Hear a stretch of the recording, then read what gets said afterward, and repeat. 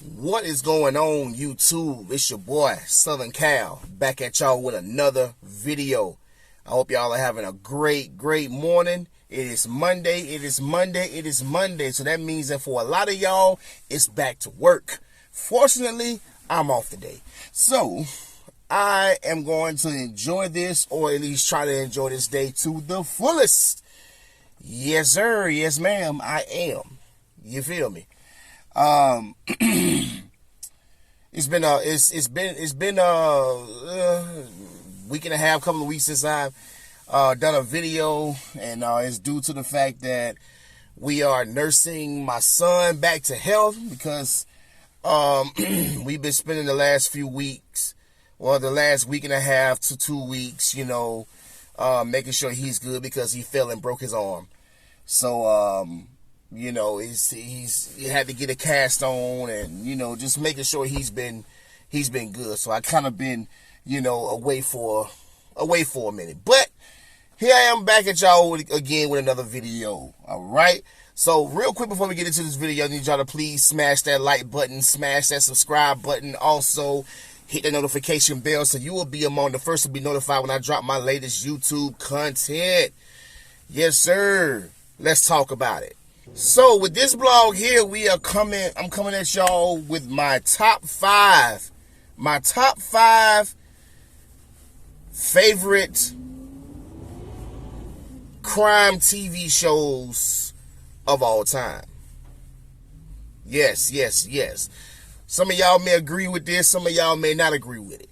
But, it's cool. But these are just my personal favorite TV shows, crime TV shows that I have, come to know and love, and have hit me on a personal level.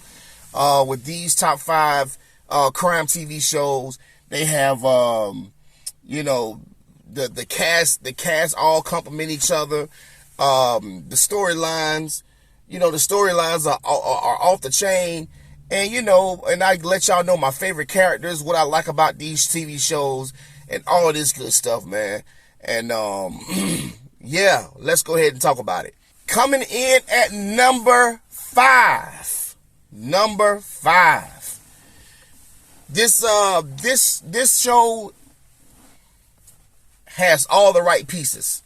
All of the characters complement each other.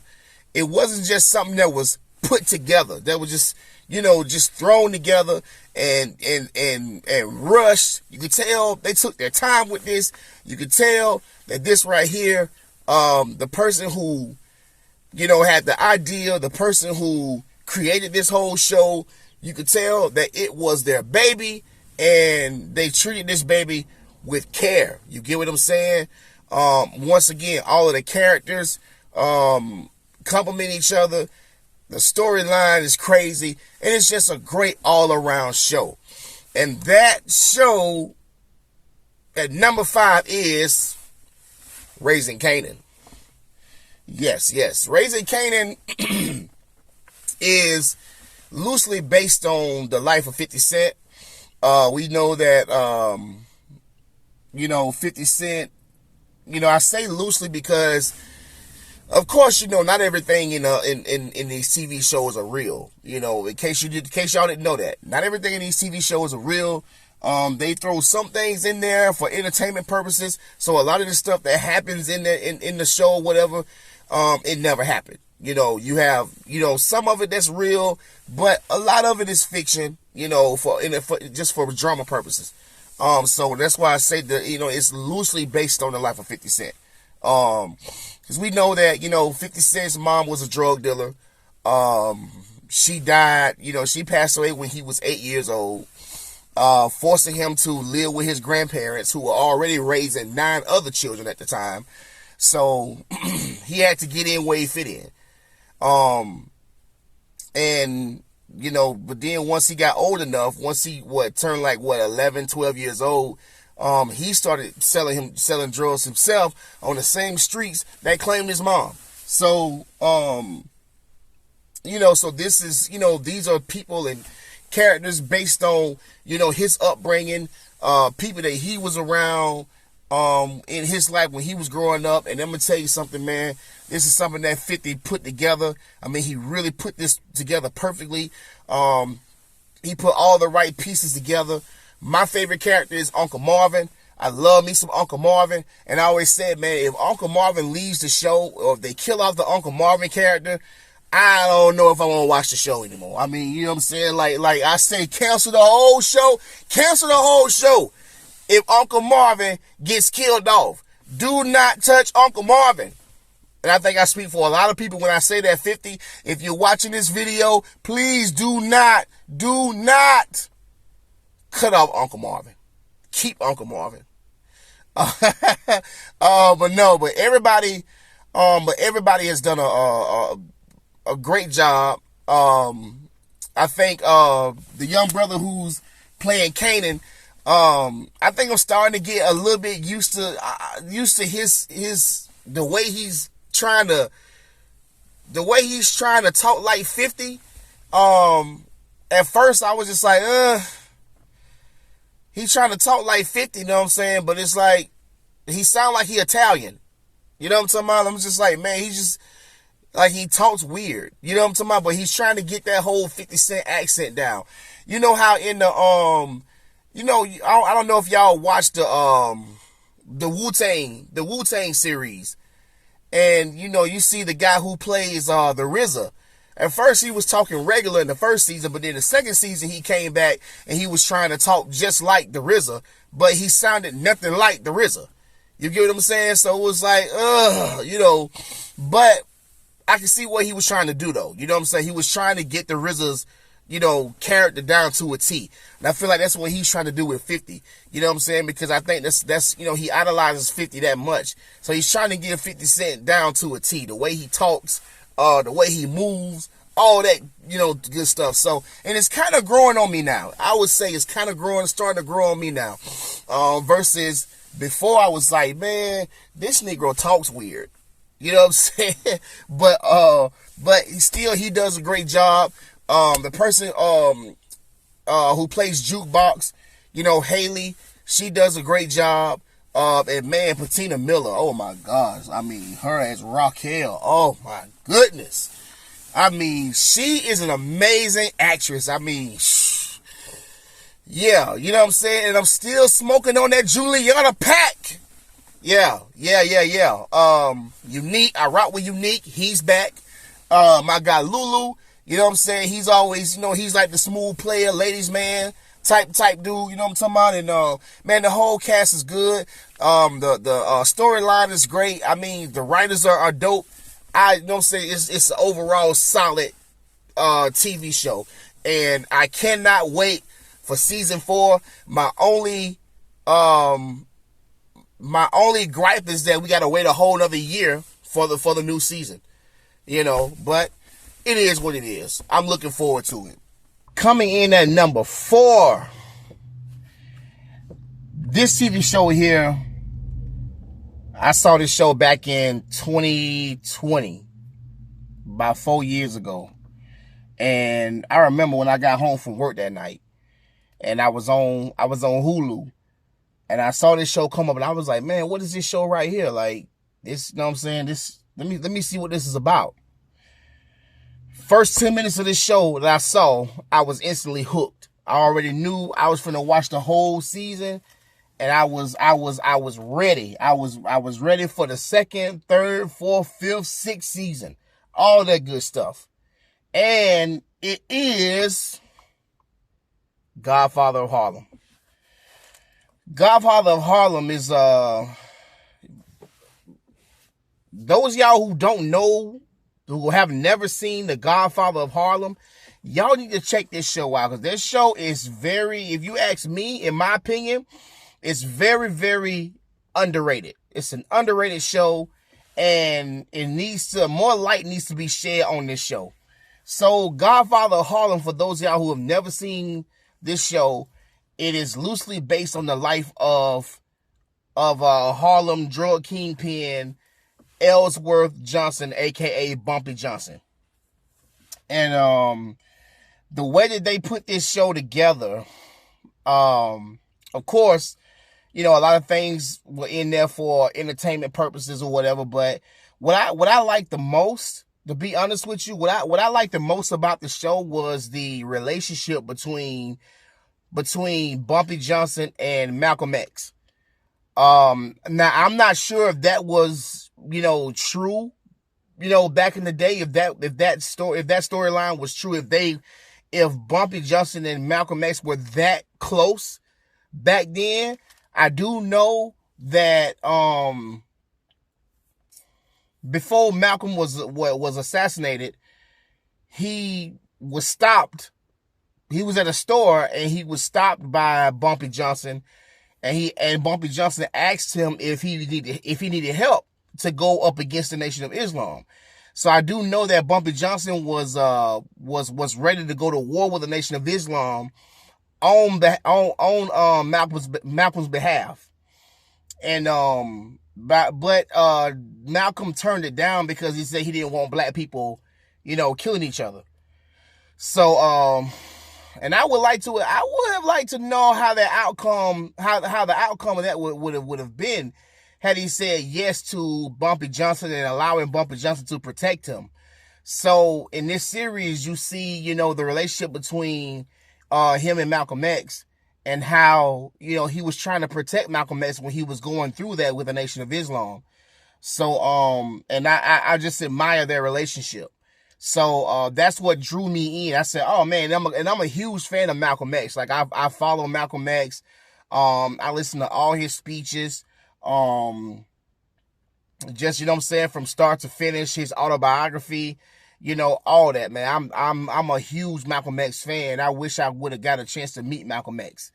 But yeah, rest in peace to Malcolm X. But their relationship was very solid. Very solid. So yeah, but this was very, very good, a very dope storyline. The writers, you can tell, man, the writers really put their head together for this one. And Forest Whitaker did a great job. I'm talking about, he did an excellent job playing the role of Bumpy Johnson. I mean, Forest Whitaker, I think Forest Whitaker, when it comes to the actors, the top actors, I don't think Forest Whitaker really gets the props that he deserves. He don't really get his flowers like he deserves. I mean, we give the flowers to Denzel Washington, we give the flowers to Morgan Freeman and Sam Jackson, and all these other different top actors, in which they are very well deserved. But Forest Whitaker, his name is always left out of the top actors, and his name belongs right there with Denzel Washington, belongs right there with Sam Jackson, right there with Morgan Freeman, belongs right there with the top, the top actors, the top greatest actors of all time. I'm talking about? Like, Forest Whitaker is a GOAT. He's one of the GOATs of this, man, when it comes to this whole acting thing, man. So let's not forget that. So I'm just giving Forest Whitaker his flowers, and saying that he did an excellent job playing the role of Bumpy Johnson, and I can't wait for the fourth season. I read this a few weeks ago, was it last month, that the show had just been renewed for a fourth season. And so I was so happy. And if y'all have not seen the first 3 seasons, man, go check it out, man. Go check out The Godfather of Harlem. It's right there on Hulu. And I'm telling you, man, go binge watch it. I'm telling you, you will not be sorry at all. You will not be disappointed, man. So yeah, Godfather of Harlem. Coming in at number 3 on my list of greatest shows of all time. This show right here, you know what? I used to pass by in Walmart. I used to go to Walmart when I was living in South Florida, and I used to pass by the DVD collection of this show. And I always passed it up. And I'm just like, this show, it don't look right, it don't sound right.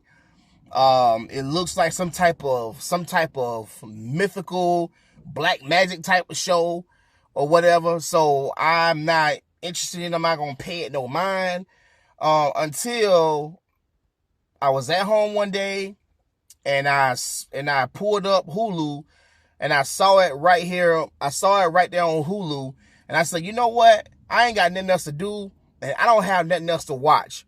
So let me go ahead and check this show out. And man, when I say that I kick myself in the behind for not checking this show out sooner, that is my only regret is that the fact that I did not check this show out sooner.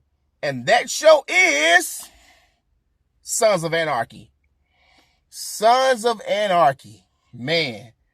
I'm going to tell you who my favorite character was in Sons of Anarchy. Opie. Opie was my favorite character in the Sons of Anarchy. My second favorite character in Sons of Anarchy was Chips. Chips! Yeah. I love me some Chips, man. But Opie, back to Opie. Opie was I feel like he was dealt a bad hand, because any of y'all know seeing Sons of Anarchy, Opie was dealt a bad hand, I feel.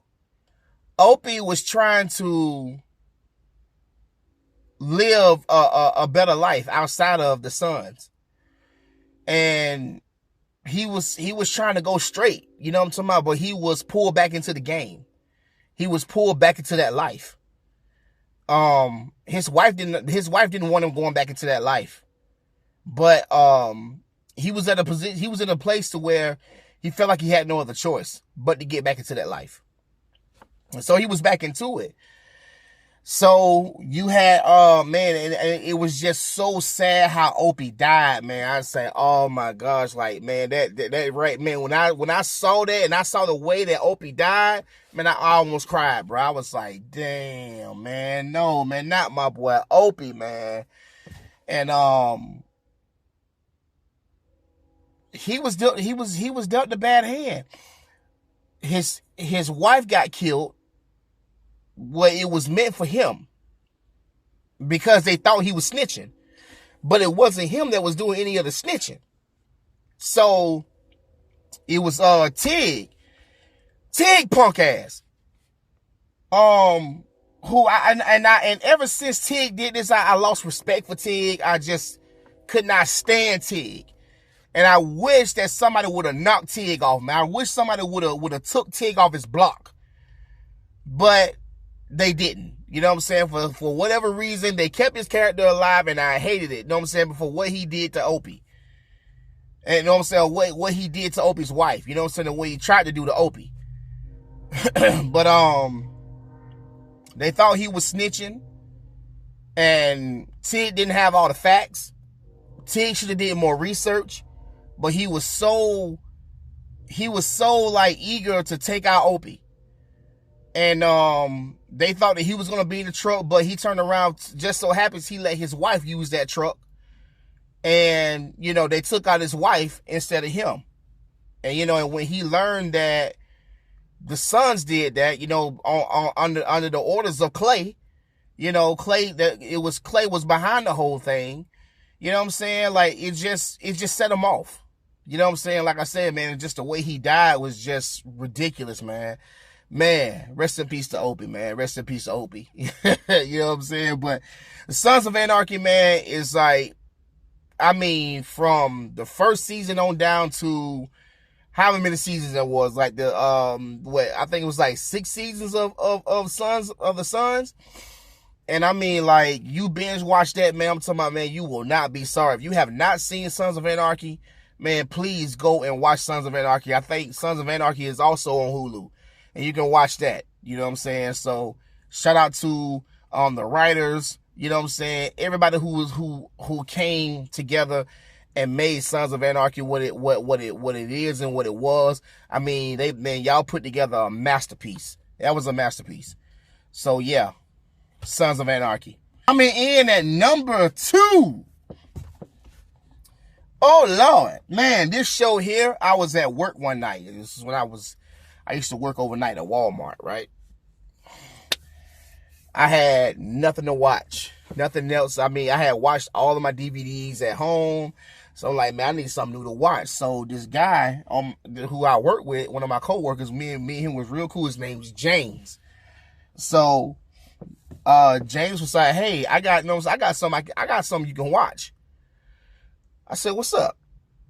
Put me on. So he said, okay, I'll bring it to you. He asked me had I ever heard of this TV show. I said, no, never heard of it. He said, man, I'm gonna bring it to you. I'm gonna let you borrow these DVDs so you can watch it. I said, okay, all right, that's cool. Let's do it. And when I, went home, watched it, and I mean, man, I stayed up all day long, even though I had just got off work. I got off work at 7 a.m. I was supposed to be asleep. But man, I stayed up. I stayed up long past, what I was supposed to be, just to keep watching this show. And till I finally fell asleep, woke back up, and I was watching this show again.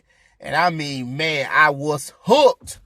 And yeah, coming in at number 2, Dexter. Dexter, for those of y'all who know about Dexter, Dexter is a serial killer who kills other serial killers. So, he's a blood spatter. He works for the Miami Metro PD in the blood spatter department. So he works blood spatter during the day, but he's a serial killer at night. And he only goes after the people who are guilty, the people who have done something. He doesn't go after innocent people. That's what I loved. That's what I loved about it. That he actually went after the people who deserve to die. If you were some type of rapist, some type of pedophile, you were going to die. If you were some type of, murderer, some type of serial killer, whatever, you're going to die. Because that's the way his foster dad taught him. His foster dad taught him how to do this. He taught him to control his urges, because he had always had an urge to kill things. First it was animals, and then it became, then that urge grew to wanting to kill people. And because of what he witnessed when he was a baby, when he was a child. So he was just so, he had that urge. So his foster dad taught him to control that urge. Okay, you can do these things, but control this urge and challenge this urge and do it, and only do it, go by a code. Every man got to have a code. And to only go by a code of where you only kill people who are guilty. Don't kill no innocent people. Leave the innocent people alone. You know what I'm saying? And that's the code that he went by. You know what I'm saying? He went by that code. He always killed people. He never killed, well, he did make a few mistakes. But he never, you know what I'm saying? But that was his main thing. His goal was to never kill somebody who didn't deserve to be killed. Only kill the people who deserved it. And just the way that he would get them, and you know what I'm saying, and stab them and chop them up, you know what I'm saying, and it was crazy. And then I watched every season, and I also watched the new season, the latest season that they came out with, the new Dexter series, but I think that was only for one season. When they finally found, because he was living somewhere else, and they had finally found out that he was the Bay Harbor Butcher. And no, they had been found out he was the Bay Harbor Butcher in the regular series or whatever, but he managed to get away and escape, but everybody thought he was dead. But come to find out, he was alive. Angel Batista found out that he was alive, and all that stuff. So they sent the information to him, and the chick that he was his lady, the chick who he was dating was I think she was like the sheriff of the police department there, and she found out that he was the Bay Harbor Butcher, that his name wasn't really his name was really Dexter, and all. I mean, that, that new series was pretty it's pretty good, man. It was pretty exciting, man. So so yeah, I'm a huge fan of Dexter. Like, whoever created that, man, that was brilliant. Another masterpiece. The writing was off the chain. You know what I'm saying? I loved it. You know what I'm saying? The way that Sergeant Dokes was on his behind, because Sergeant Dokes, it's like Dokes never liked Dexter because he always saw something that was, he saw Dexter for what he truly was. And that was something that nobody else had saw. Dokes always knew that there was something about Dexter that wasn't right. And, you know what I'm saying? But Dokes just couldn't mind his own business, though. That's what got Dokes caught up. You know what I'm saying? That's what made me, that was what made me be like, man, please kill this man. Please take out Dokes, man. God, man, he getting on my nerves, man. He don't know how to mind his own freaking business. You know what I'm saying? But Dokes is the only person who caught on to Dexter, and Dokes is the only person in that department on his job who always knew that there was something wasn't right about Dexter. It's something not right about this dude. You know what I'm saying? I don't know. I can't put my finger on it, and I don't have any proof, but I think that this man is into something that he don't supposed to be into. I think this man doing something that he don't supposed to be doing. I just don't know what it is. And I can't put my finger on it, but I'm gonna follow him, and I'm gonna investigate him. I'm gonna be on his tail. You know what I'm saying? And he had to find some way to get Dokes off his behind, man. But he finally got him off, though. And so, but yeah, his sister, you know what I'm saying, who was, because Dexter was adopted, you know what I'm saying, but his sister, Deborah, they grew up together, but she ended up, she was effed up in the head. I say, yeah, know what I'm saying? Like she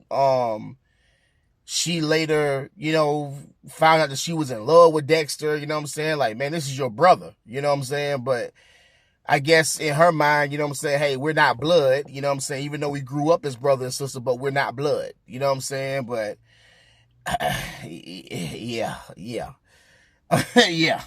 But yeah, so shout out to all my Dexter fans out there, man. Like y'all know how good the show is. And if you ain't seen Dexter, then I don't know. You've been hiding and living up under a rock or something, man. That is a good show. I mean, a great show. That's my number 2 show. Coming in at number 1. My number 1 greatest crime TV show of all time. Oh my gosh, man. I watch this series over and over and over again. I'm constantly on YouTube watching different clips of the series because you learn something new about this series every time you watch it. It's just like the realism of the series. It's like they made everything real, the way that city runs and everything, you know what I'm saying, from the streets to, you know what I'm saying, yeah, from the street gangsters to the shootings, to the police departments, to politics, all of that, you know what I'm saying. They got everything down to a T, and it's so realistic. The writing in there, a lot of the quotes, the quotable things in there that you can quote and take with you, you know what I'm saying, and take in life. I mean, this show is just brilliant. I mean, and nothing, I feel like nothing tops this show. When this show first came out, everybody has slept on it, but now there are millions and millions of people who are into this show and who are watching this show. And whenever I watch clips of this show on YouTube, I always go to the comments, because I say, man, finally you go to the comments where everybody is talking intellectually. Everybody, you know what I'm saying, is talking with sense. Nobody's arguing with each other over, you know what I'm saying, over this or whatever. Everybody's talking with some sense, and you can get something. You can take something from every comment. It's like, oh man, I didn't see it that way. Wow. Yeah. So coming in at number 1, The Wire. Yes. I first heard about The Wire, got introduced to The Wire through the guy who played Chris Partlow. And I I first saw him in Lottery Ticket. And so I was watching Lottery Ticket, and then I decided to I still can't even pronounce his name. But I typed his name in one day, and then I saw some interviews that he had done. And I said, he seems like a really nice guy in real life. You know what I'm saying? So and then I looked in the comment section, and I saw where somebody commented, Chris Partlow from The Wire. Oh, that's Chris Partlow from The Wire. I said, Chris Partlow from The Wire? Never heard of this. So I decided to go to YouTube and type it up. Chris Partlow, The Wire. And then that's when all these clips of The Wire comes up, and I'm just like, whoa. You know what I'm saying? I'm just continuing to watch these different clips of The Wire. I said, man, this look good. You know what I'm saying? Like, man, where can I get these DVDs, man? So I went and bought all 5 seasons of the DVD of the show on DVD. And I mean, it's just so much that you can take from this show. The writing on this show is just so realistic. Everything is so real. They did it. They wanted to keep it. They kept it true to the city of Baltimore, to the streets of Baltimore, even on into the politics of Baltimore. They kept it realistic. Everything about this show was realistic. You know, you had real people. They put real people in there who were really truly from Baltimore. They had them playing in there. People like Snoop Pearson. Snoop, you know, she worked for Marlo, you know what I'm saying? For Marlo, who was played by Jamie Hector. You know, and Snoop, she was really from Baltimore. You know what I'm saying? She was really raised up on them Baltimore streets.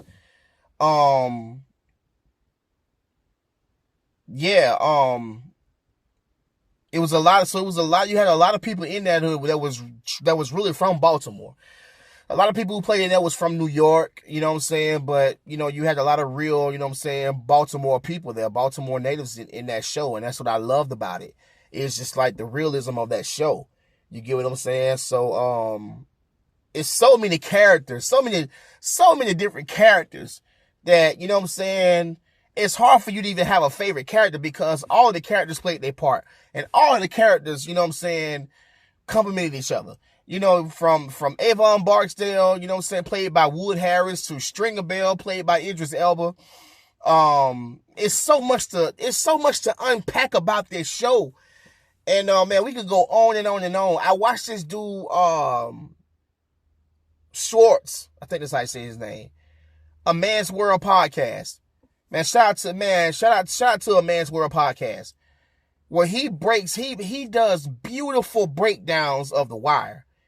And this dude, like, man, his break, it's like you could take so much from the way that he breaks down each character of The Wire, from Avon Barksdale to Stringer Bell to Proposition Joe to Slim Charles, you know what I'm saying, to Omar, you know what I'm saying, Omar played by Michael K. Williams, you know what I'm saying, rest in peace to Michael K. Williams. To Bodie, to D'Angelo Barksdale, to Wallace, you know, to Poot. You know what I'm saying? Like, the show is so freaking iconic. And it was a slow takeoff. It really was a slow takeoff. But now it's finally getting the recognition that it deserves, that it has always deserved. I could go on and on and on and on talking about this show. I could go on and on and on and on, breaking down the different characters and breaking down the different parts, you know what I'm saying, the different scenes of The Wire. But I don't have the time for it. I mean, you know what I'm saying? I'll be here all day and all night for that.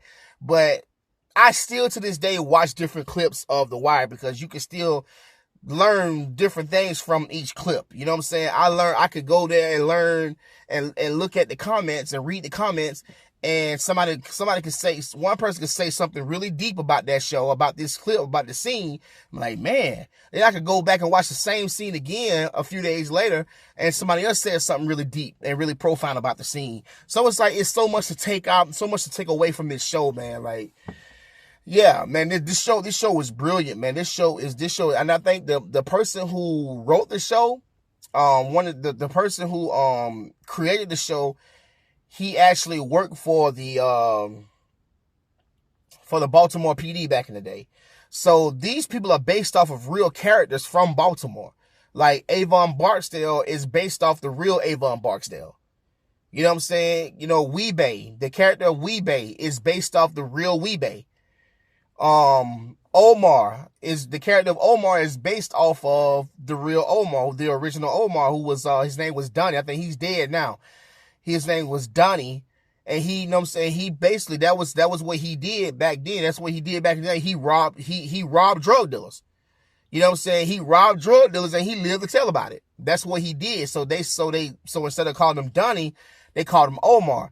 So yeah, so he was the original Omar. So all of these characters, like, you know, Stringer Bell, he was based off of a real person. You know what I'm saying? Like a real person in Baltimore, a real drug kingpin in Baltimore. You know what I'm saying? All of these people were based off of real people in Baltimore. I think my favorite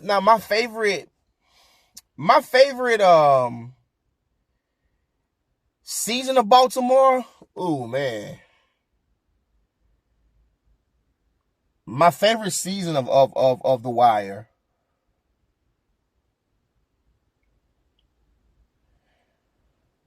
Man.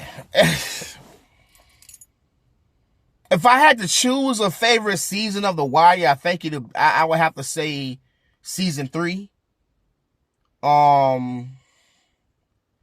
It's hard to choose because season 1 was off the chain too. Season 1 was crazy.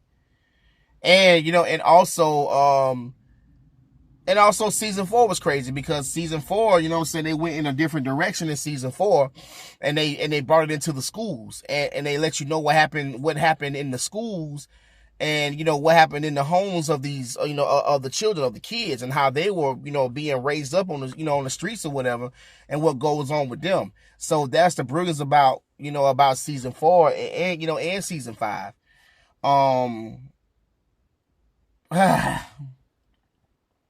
Season 2 took a different approach, but season 2 is also legendary as well. You know what I'm saying? You could take from season 2. It's just I don't know, but if I was forced to choose a favorite season, I think it'd have to be season 3. You know, from The Wire. It'd have to be season 3, I would say. And yeah, but all around it's a great show. It's my number 1 show. I think that's like the greatest show of all time. And it was beautifully put together. Shout out to everybody who was a part of that TV show. And yeah, so there you have it. That's my list, my top 5 greatest TV shows of all time. Right, you know what I'm saying? Go off in the comments. Let me know what your top 5 is. You know what I'm saying? I would love to know if any shows that I may have missed that you know you guys would recommend me go and watch. Let me know so I can go binge watch it. I go and binge watch it. I'm always, you know what I'm saying, looking to binge watch new TV shows. Let me know what's going on with that. Let me know how you feel about this lineup. Let me know what your favorite TV shows were and you know and still are. All right? But once again, hit that like button, hit that subscribe button, that notification bell. And until next time, it's your boy Southern Cal. Gone.